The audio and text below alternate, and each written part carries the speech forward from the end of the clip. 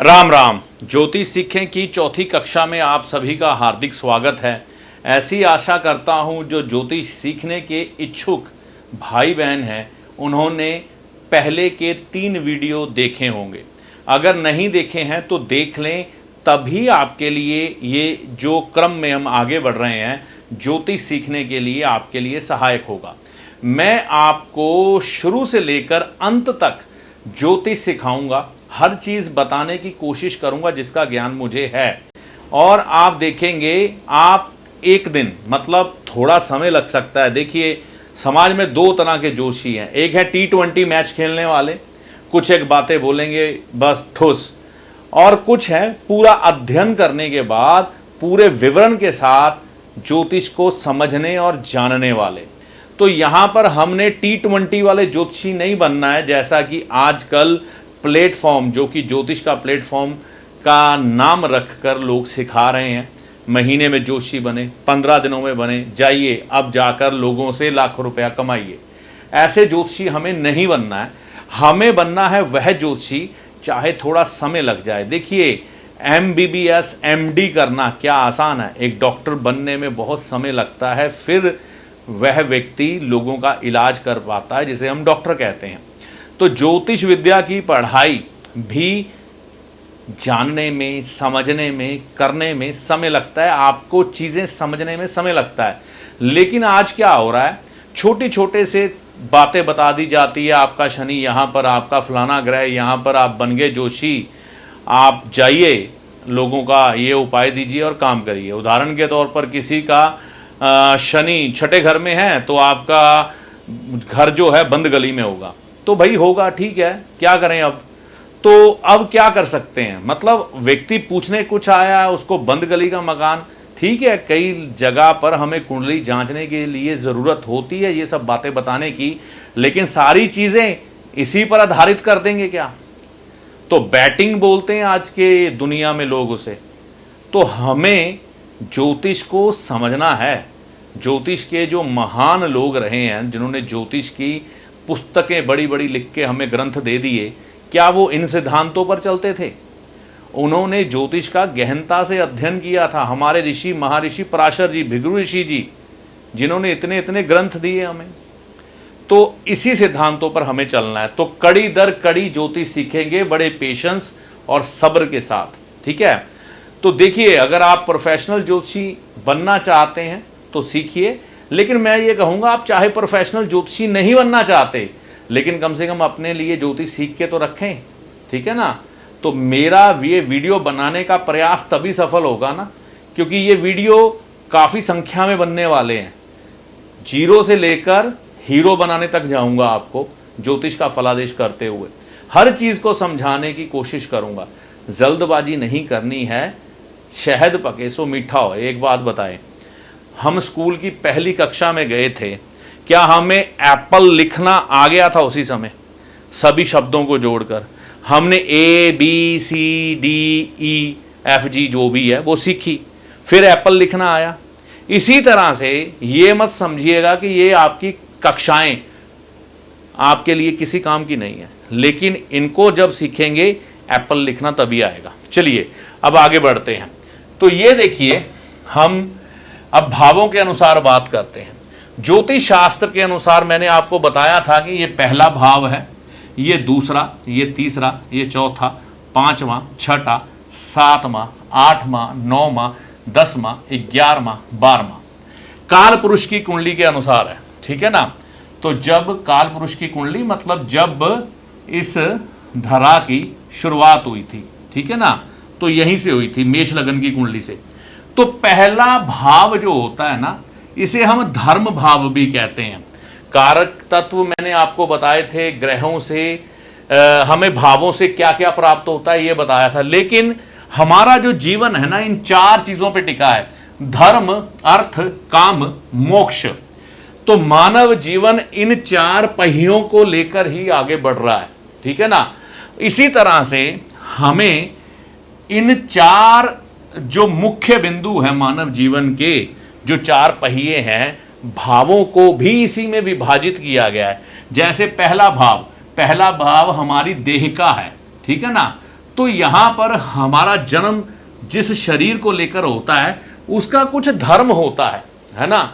मतलब उसने कुछ ना कुछ धर्म को निभाना है, चाहे वो धर्म धर्म की रक्षा हो, चाहे वो धर्म माता पिता की सेवा हो, चाहे वो धर्म व्यक्ति ने अपने आप को समाज में स्थापित करना हो, चाहे वो धर्म ऐसा हो कि अपने शरीर की रक्षा करना हो। कुछ ना कुछ धर्म का साथ लेकर चलना पड़ता है, जिसके द्वारा हम अपने कुछ नियम बनाते हैं, अपने उन नियमों पर चलते हुए अपने जीवन का निर्वाह करते हैं। ठीक है ना। धर्म का मतलब है धारणाएं, अनुशासन। तो धर्म को धारण किया जाता है पहले भाव में। पहला भाव धर्म को भी रिप्रेजेंट करता है, क्योंकि व्यक्ति का अपना शरीर यहां पर है। तो धर्म हर तरह से है। ये धर्म हमारा रिलीजन भी है, उसको फॉलो करना है। धर्म जो हमारे जिंदगी में अनुशासन है उसको भी है, माता पिता के प्रति फर्ज भी है, समाज के प्रति फर्ज भी है। तो धर्म को निभाना, अर्थ, ठीक है ना। तो धर्म के साथ साथ अर्थ भी जरूरी है।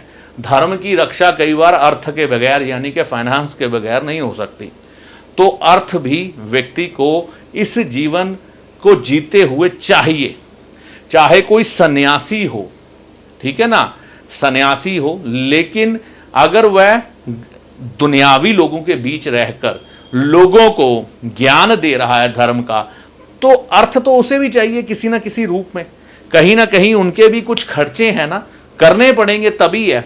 हाँ, अगर व्यक्ति हिमालय पर ही चला गया है सन्यासी बन के, फिर उसे अर्थ से कुछ लेना देना नहीं है। जो आएगा अब ईश्वर के घर से आएगा, जो देगी उसे कुदरत देगी। तो जो भी दुनियावी व्यक्ति है, चाहे वो धर्म के लिए जी रहा है, लेकिन उसे अर्थ चाहिए। अर्थ मतलब फाइनेंस, ठीक है ना। काम, काम मतलब हमारी कामनाएं, ठीक है ना, कामनाएं। तो देखिए मेरे शब्दों को लिखने में ना पेन से कुछ अंतर आ सकता है, जल्दबाजी में लिख जाता हूं, तो आप घबराइएगा मत, आप मेरे शब्दों को भी साथ में पकड़िएगा। तो काम हमारी कामनाएं, हमारी इच्छाओं का भाव भी है। ये हमारे, है ना, काम, इच्छाओं को पूरा करने के लिए ये भाव सहायक है। देखिए ये भाव हमारे बाजू का है। तो जब भी हमें किसी चीज की इच्छा होती है, हम चाहते हैं कि हमें ये चीज की प्राप्ति हो, तो पहले क्या होता है? पहले आपके अंदर कामना उत्पन्न होती है उस चीज की प्राप्ति के लिए। तो क्या होता है, हमें कामना उत्पन्न होती है और हमारे कदम धीरे धीरे करके उसकी तरफ बढ़ने लग पड़ते हैं। कामना किसी भी चीज की हो सकती है, अच्छा हष्ट पुष्ट शरीर प्राप्त करने की, विद्या प्राप्त करने की, काम वासना की तृप्ति, संतान के प्रति कोई कामना हो, जीवन साथी के प्रति कोई कामना हो, समाज के प्रति कोई कामना हो, कामना कोई भी हो सकती है। तो ये भाव सहायक है। ये भाव हमारे बाजू का है ना। तो ये समझिए कुंडली, ये मैं खड़ा हो गया, ये मेरा राइट हैंड है, ठीक है ना। तो ये राइट हैंड के बाजू का भाव है तीसरा। तो ये जो भाव है ये हमारे लेफ्ट हैंड का, ठीक है। तो यहां पर हमने क्या समझना है, जब भी हमें कोई चीज प्राप्त करनी है तो उसके लिए हमें मेहनत करनी पड़ेगी। कामना मतलब जो पूरी करनी है उसके लिए हमें मेहनत करनी पड़ेगी, तो बाजू काम पर लगेंगे। तो इसलिए ये भाव काम का है। मोक्ष, देखिए मोक्ष की बात करते हैं। मोक्ष यानी कि चौथा भाव क्या है? माता का। मोक्ष क्या है? किसी भी चीज का मोह भंग हो जाना, मोह का क्षय हो जाना। आप एक बात अपने अंतर्मन से सोच के देखिए, जब आप छोटे थे, बचपन में खेलते थे, है ना, खेलने के बाद थक हार कर घर में आते थे और अपनी माँ की गोद में बैठकर खाना खाते थे। माँ बड़े प्रेम से खाना खिलाती थी। आखिर में कई बार माँ की गोद में सर रखकर कई लोग सो भी जाते थे। माता बड़े प्रेम से सर को सहलाती थी, बड़े आराम से आपको सुलाती थी, चादर ओढ़ाकर, रजाई ओढ़ाकर आपको सुलाकर आपके कमरे से जाती थी। कभी सर दुखता था तो सर भी दबाती थी। यानी कि कहीं ना कहीं ये घर हमें कंफर्ट देता है। ये घर जब हम माँ की गोद में पहुंचते हैं या सारे दिन का काम काज करके जब हम घर में पहुंचते हैं तो क्या होता है, हमारे मोह का क्षय हुआ होता है। हम चाहते हैं भैया अब मुझे आराम करने दो, मैं थक हार के आया हूं, अब मैं किसी चीज की इच्छा नहीं रखता, मुझे आराम करने दो। सांसारिक जीवन जब हम पूरा करते हैं तो यही हमारे शब्द होते हैं ना, इतनी देर जिंदगी की भागा दौड़ में बीत गया, आपाधापी में बीत गया, क्या प्राप्त किया। तो बस मेरा दिल अब भर गया है इन दुनियावी लोगों से, अब मैं किसी से मिलना नहीं चाहता, किसी से बात करना नहीं चाहता, अब मैं क्या करना चाहता हूँ, आराम। देख लिया मैंने सबको, सबसे मेरा मोह भंग हो चुका है, मुझे अब किसी से मिलने की इच्छा नहीं है, मेरे मन में कोई भी कामनाएं नहीं है, अब मैं आराम करना चाहता हूँ जैसे एक छोटा बच्चा अपने माँ की गोद में करता है, मेरा मोक्ष हो गया।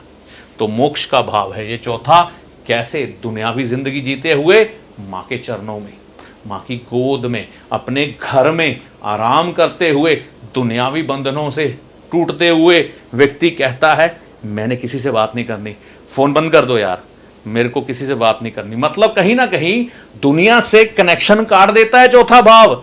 जब आप थक हार के अपने घर आते हैं कि भाई यार अब कोई टेंशन ना डालो, मुझे आराम करने दो, चाहे वो जिंदगी की यात्रा पूरी करने के बाद किया गया आराम हो या अपने दिन की यात्रा पूरा करने के बाद किया गया आराम हो, यह भाव मोक्ष का है। और यहां से कहानी फिर से वही शुरू हो जाती है, ये भाव है धर्म का, ये भाव है अर्थ का, और ये भाव है काम का, और ये भाव है मोक्ष का। तो कहानी कहाँ से चली थी कहाँ पहुँच गई। तो समझ रहे हैं बात आप, ठीक है ना। तो ये संतान है आपकी, पंचम भाव संतान। अब आपने संतान पैदा कर ली, उसके प्रति बनते हुए अपने धर्म को निभाए ही ना, तो एक पिता अच्छे कहां से बन सके, नहीं बन सकते। तो यहां पर संतान के प्रति अपने बनते कर्तव्यों को निभाने से इंसान अच्छा पिता कहलाता है। अच्छा पिता कहलाने के लिए अपने धर्म का पालन करना पड़ता है, इसलिए यह भाव धर्म का कहलाता है। क्लियर।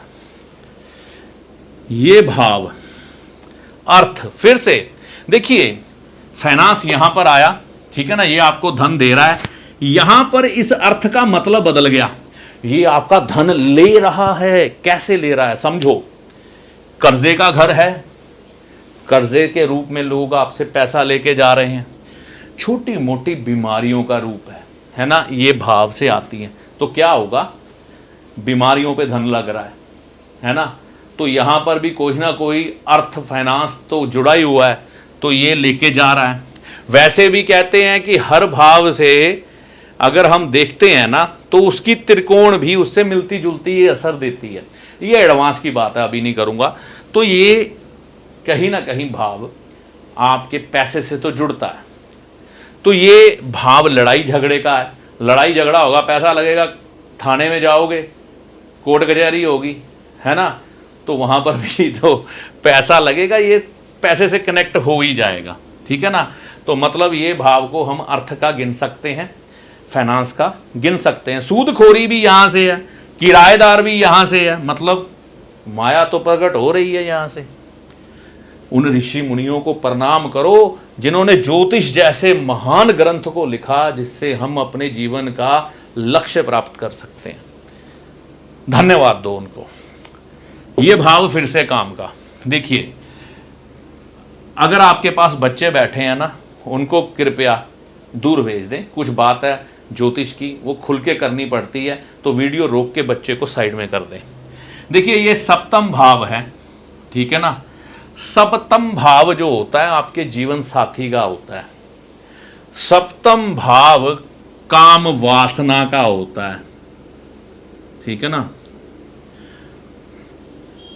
सप्तम भाव आपके गुप्त अंग का होता है, ठीक है। और ये दुनिया का बाजार है एक तरह से सजा हुआ, क्योंकि ये बाजार भी कहीं ना कहीं शुक्र का है।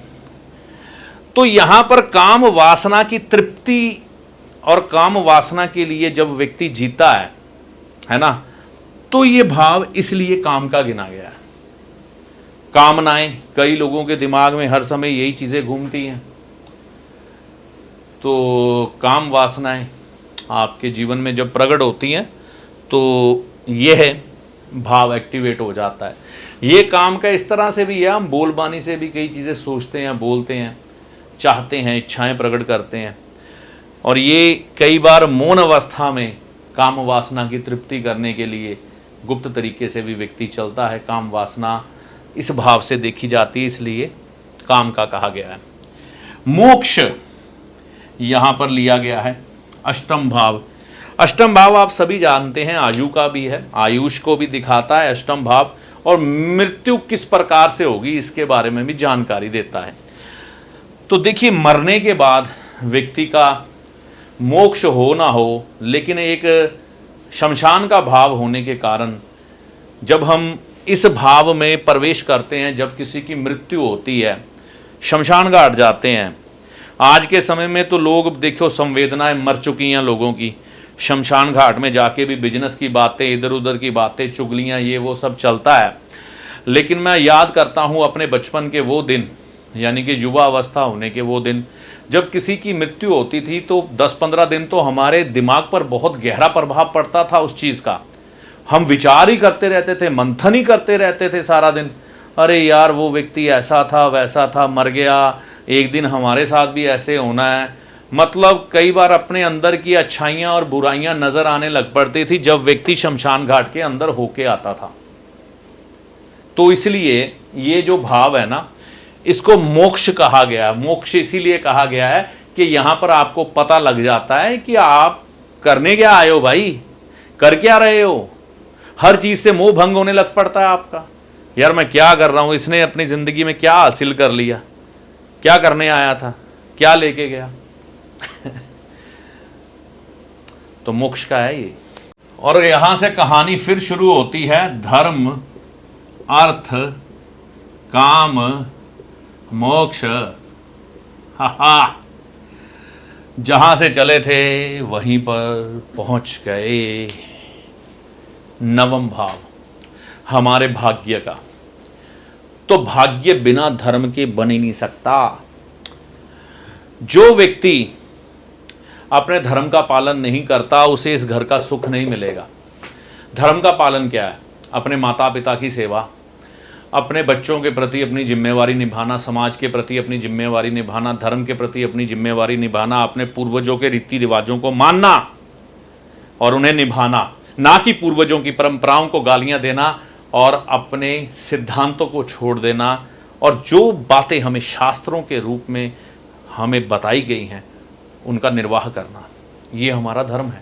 हमारे देवी देवताओं ने हमें जो बातें बताई हैं शास्त्रों के रूप में, उसका निर्वाह करना, उसको निभाना, ये भाग्य धर्म निभाने से प्रबल होता है।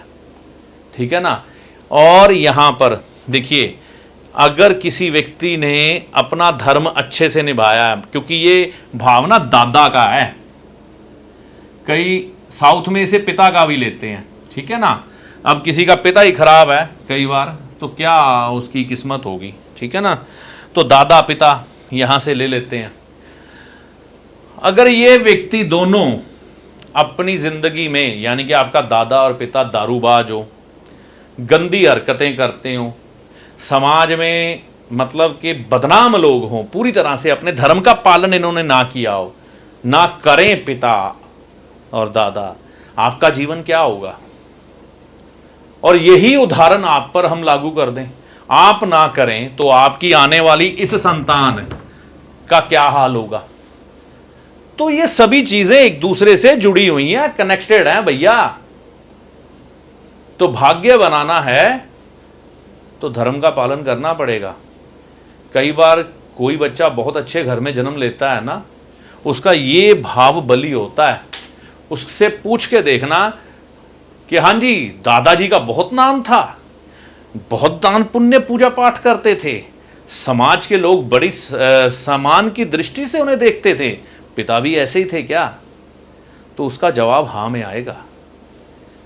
कहने का मतलब जो व्यक्ति अपने पूर्वजों के प्रति, अपने देवी देवताओं के प्रति और अपने रस्मों रिवाजों के प्रति जो भी उसके यहाँ पर निभाई जाती हैं सदियों से, और जो उसके कर्तव्य हैं अपने बुजुर्गों के प्रति, उसको निभाता है, तो ये घर प्रबल होता है।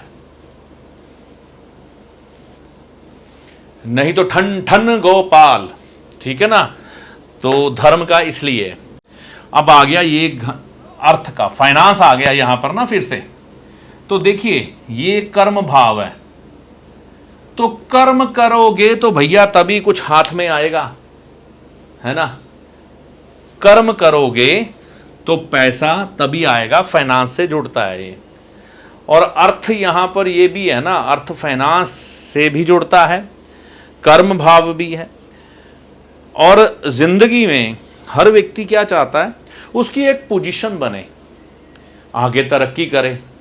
तो यहां पर भी कोई ना कोई, तो हम अगर पदवी भी ढूंढते हैं, खोजते हैं, तो बिना फाइनेंस के वो संभव नहीं है। और हर व्यक्ति चाहता है कि बहुत बड़ा आदमी बने वो। तो ये भाव कर्म भाव इसीलिए कहलाता है, कर्म करके ही हमें अर्थ की प्राप्ति होती है ना। तो ये इसलिए, और यहां पर जब हम कर्म करते हैं तो हमें धन की प्राप्ति यहां से होती है। लाभ स्थान बोलते हैं इसे, वैसे मैंने आपको सबसे पहली कक्षा में यही बताया था, आप वहां पर जाके देखें। और जब लाभ, इनकम आपके हाथ में आती है तो फिर क्या होता है, कामनाएं पूरी होती हैं। मेरे को गाड़ी चाहिए, मेरे को बंगला चाहिए, मैं मनाली घूमने जाऊंगा, मैं बढ़िया से रेस्टोरेंट में जाऊंगा, एप्पल का आईफोन 16 आने वाला है सितंबर में, मैं वो लूँगा और बढ़िया ब्रांडेड कपड़े पहनूंगा। तो आजकल कामनाएं अधिक हो गई। वैसे भी कामनाओं का भाव ये भी माना गया, लेकिन आप कामनाएं यहां से भी देखेंगे, यहां से भी देखेंगे और यहां से भी देखेंगे। तो ये बड़े सिद्धांतिक रूप में हमें समझाया गया है, जो कभी गलत नहीं हो सकता कि कामनाएं यहां से क्यों प्रकट होती हैं।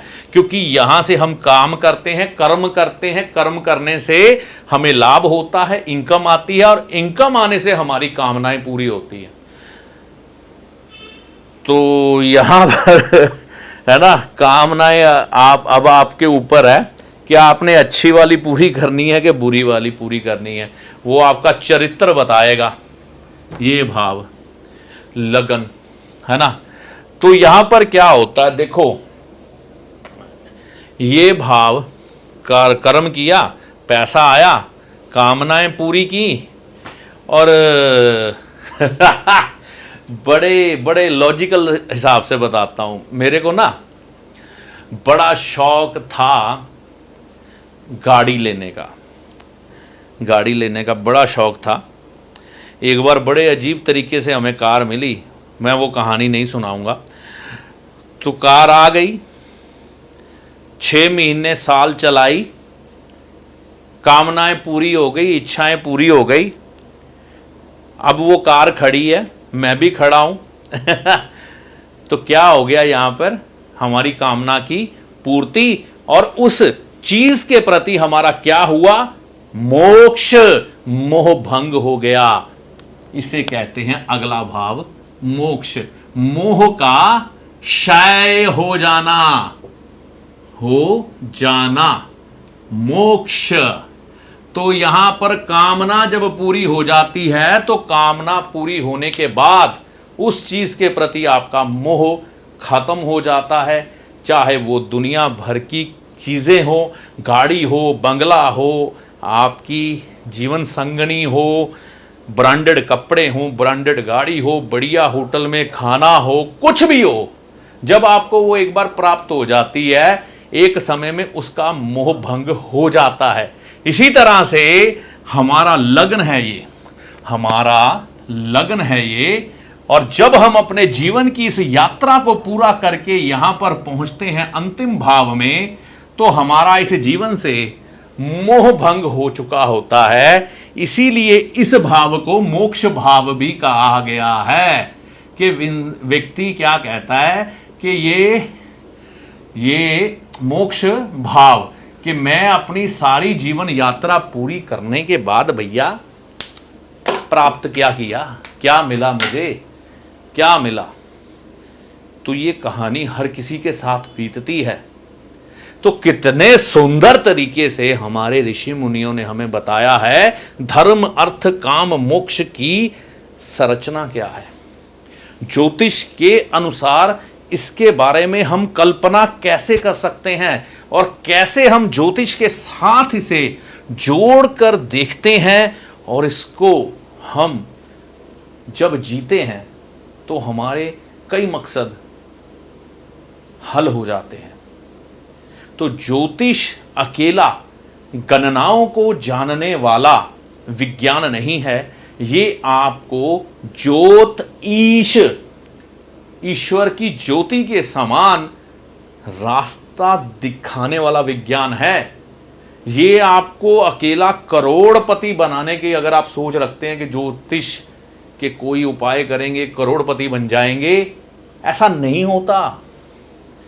ज्योतिष आपको करोड़पति कैसे बनाता है ये समझिए। मेहनत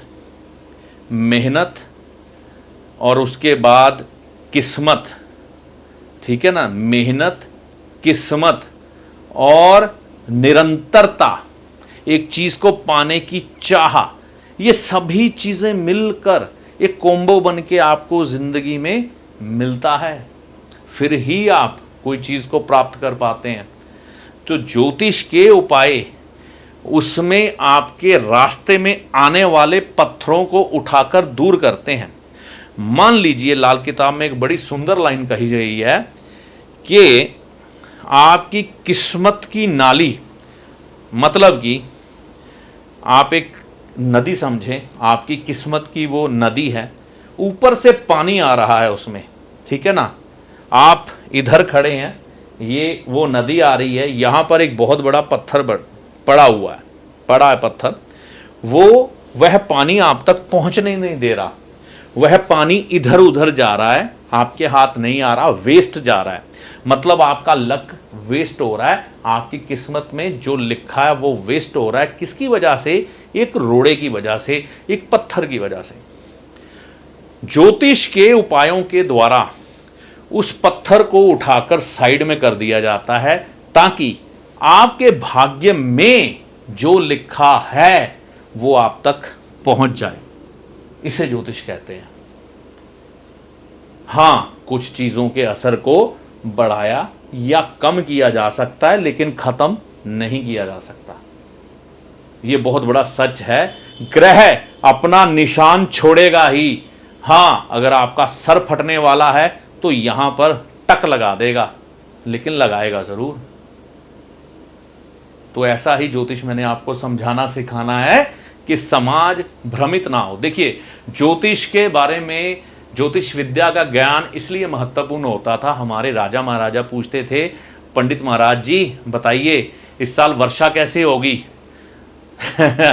तो वर्षा का ज्ञान हो जाता था, ठीक है ना, कैसी होगी, कम होगी, चलो हम अनुष्ठान करते हैं, इंद्र देवता को प्रसन्न करते हैं। अब देखिए, अपनी तरफ से तो प्रयास करेंगे ही ना, है ना। तो इंद्र देवता प्रसन्न होते हैं या नहीं होते ये बात की बात है, लेकिन प्रयास करना जरूरी होता है। हाथ पे हाथ धर के तो बैठ नहीं सकते। कोई लोग कहते हैं कि भाग्य में जो लिखा है वही होना है, तो फिर हमें उपाय करने की जरूरत क्या है। तो भाग्य में आज वर्षा लिखी है, होनी है, ये निश्चित है, तो आपको छाता लेकर निकलने की जरूरत क्या है। आप ऐसे ही निकलिए बाहर।